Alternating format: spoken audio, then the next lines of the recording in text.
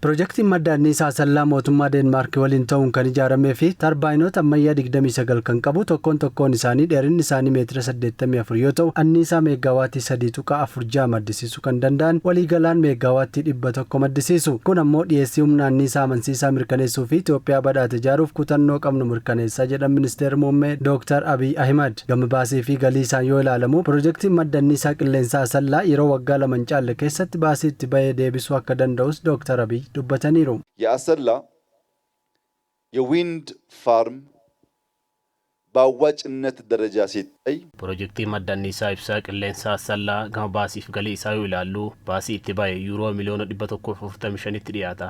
Maallaqa kana tarii yoo baay'ate waggaa 2 keessatti baasii isaa deebisee pirojektii bu'aa qabu waan ta'uuf ijoolleen keenya qabeenya gahaa argatan ta'u malee warra idaa dhaala hin ta'anu የሚያገኙ እንጂ እዳ የሚረከቡ አይሆንም. Pirojektiin kun Itoophiyaatti Madda Anniisaa Qilleensaa shanaffaa kan ta'ee fi akka waliigalaatti Madda Anniisaa biyyattii kanaan dura meegaawaatii 1004 ture gara meegaawaatii 1010 ol guddisuu Ministirri Muummee Dooktar Abiyyi Ahimad ibsaniiru. Abbaan taayitaa anniisaa Itoophiyaa idaa keessaa bahuudhaan yeroo ammaa kanatti bu'aa buusuus jalqabeera jedhan Dooktar Abiyyi Ahimad.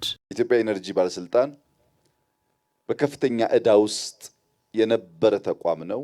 Abbaan taayitaa anniisaa Itoophiyaa dhaabbata idaa keessa ture. Pirojektoonni ni jalqabe baay'ee isaanii yeroo fi maallaqa qabamee fi xumuramuu dhabuu isaatiin dhaabbatichi idaa keessa kufee ture. Riifoormii geggeessineen waggoota 6-7 daranitti meegaawaatii 1004 ture adda gara meegaawaatii 1010 tti ol guddisuun danda'ameera. Kana jechuun dachaa ol guddateera.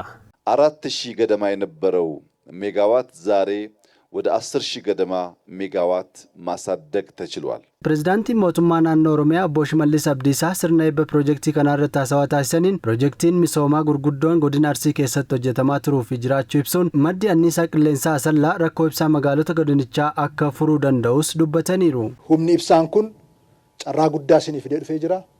Akkasumas hanqina ibsaa godina kana keessa jiru hiikuudhaaf Asallaa irratti buufanni ibsaa sabsteeshinii guddaan ijaaramee xumuramaatti kan jiru. Innis agiroo piroosesingii godina kana keessatti gaggeeffamuuf keessattuu immoo humna ibsaa magaalota keenya keessa baadiyyaa keenya keessa qonnaan bulaa keenya investimantiitti ce'aa jiruuf dhiyeessii humna ibsaa irratti rakkoowwan kanaan dura nu qunnamaa turan hiikuudhaaf carraa guddaa kan banudha. Carraa argametti fayyadamuun oomishaaf oomishtummaa isaa dabaluun akkasumas aadaa qusannaa gabbifachuun badhaadhina milkeessuuf hawaasni godinichaa waloon ka'uu akka qabu Pireezidaantii Shimallis Abdiisaa waamicha taasisaniiru. Godina kana keessattuu manni keenya qusachuudhaan baay'ee fooyyee qaba. Investimentiitti ce'uudhaanis wanta abdii namatti kennu jira. Qabsooftanii aarsaa kaffaltanii hireen argattan kun bu'aa qabatamaatti jireenyatti jijjiiramaa jira.